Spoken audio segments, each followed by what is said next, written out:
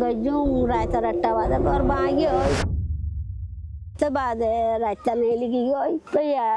লতি আইও দুঃখ মাঝে আইও তাই না বাড়ির গরম মাঝে বেশি জিনিস লোকসান হয়ে গিয়ে গই লোকসান হইলে হার হইম বাজি আল্লাহ বাসায় জান শুকুরি আর মেড়ি ভরি ঘর ভরি আছে দিয়া মানুষ বেকুন থাকতাম বলি মরে যেতাম বই তো হিন্দুল অশান্তি মাঝে আজ আসি দিরিয়া বাজি এদুমকে হন ফারান যাইলে ভাই না জিনিস ঘরের লোকসান হয়ে দি বেশি দুঃখ আছে আর আজ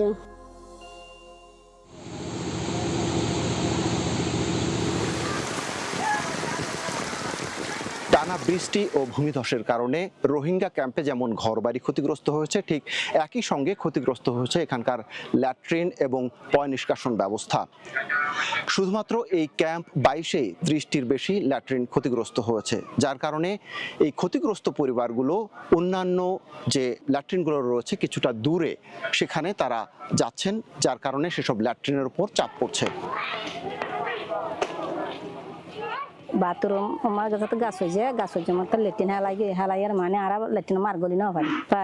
বাদে গলি না পারি বার ওরা তোদের দেশকে লেট্রিন আছে মানে আত ফ্যামিলি মা 6 জন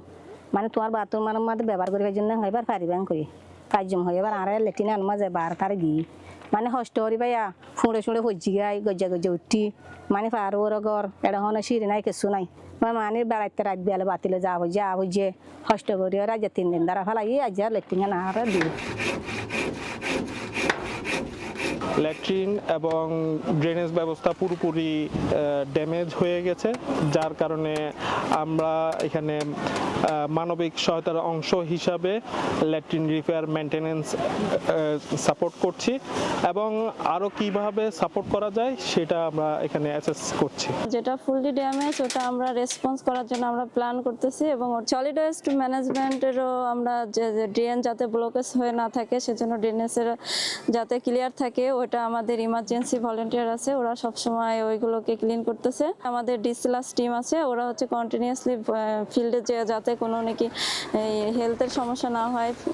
ওরা কন্টিনিউয়াস হচ্ছে ডিসলাসের কাজ করে যাচ্ছে।